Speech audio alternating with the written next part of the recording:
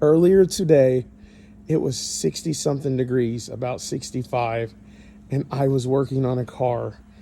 And the weatherman said it's going to be snowing tonight and we can get up to 10 inches of snow. I am in Southeastern Ohio, and this is what it looks like tonight.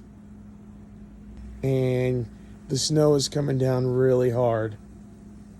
And it's just, what's next? I mean, this is crazy. I mean, you don't even have to wait a whole day anymore before the season changes.